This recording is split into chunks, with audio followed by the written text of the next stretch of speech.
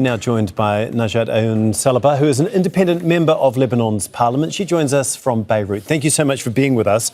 As we heard there, Hezbollah is calling this framework surrender under fire, and it is meant to require a complete end to Hezbollah attacks and the withdrawal from south of the Litani River. Yet Hezbollah wasn't even at the negotiating table here. So what is this agreement even worth if one of the main players hasn't been part of it at all? Well, I think Iran made her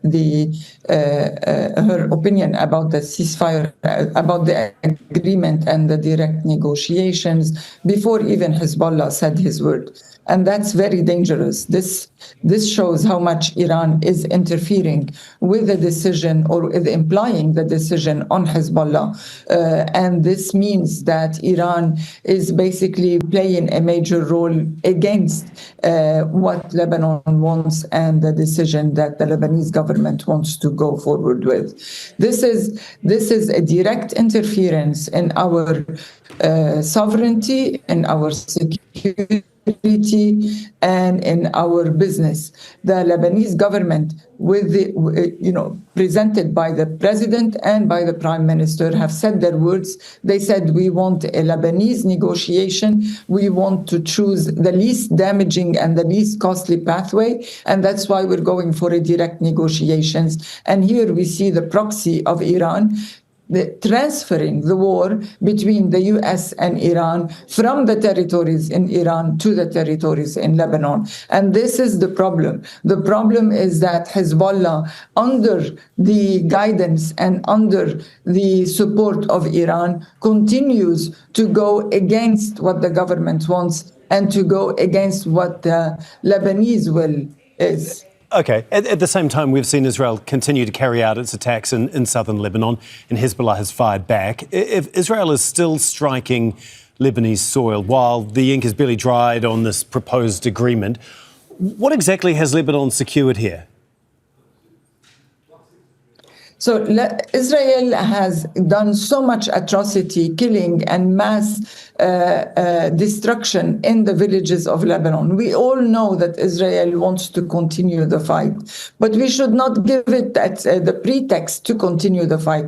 We saw how much the US was able to stop Netanyahu from bombing the Dahi of Beirut.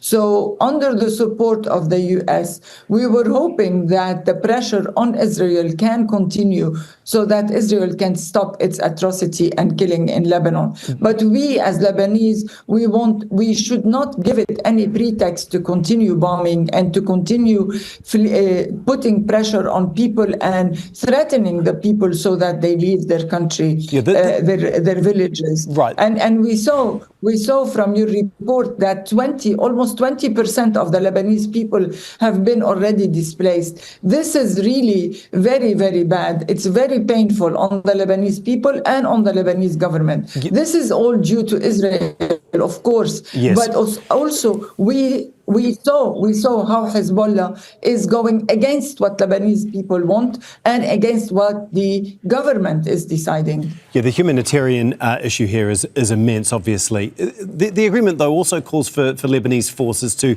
control security zones there in the south. But as we know, the Lebanese army is underfunded, under-equipped, and has historically been unable to fill that vacuum.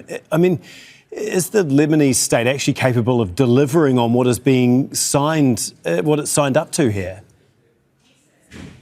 The Lebanese Armed Forces have been sidelined by a political decision for over 30 years. And at the same time, they have given the Hezbollah the power to continue grow and to continue increasing its strength on the expense and on the depends of the Lebanese Armed Forces. The Lebanese Armed Forces have the trust of the whole Lebanese community. They are capable of taking over, but they need all the political will. Of course, they need all the resources that they have been depleted with all throughout the years. And this has been mentioned in the agreement, that they understand that the Lebanese Armed Forces will be supported by the resources. Okay. So we don't have a doubt that the Lebanese Armed Forces will be able to take over and they will be able to protect the Lebanese people and to protect the Lebanese land. It's Hezbollah that has decided by its pressure and the Iranian proxies' pressure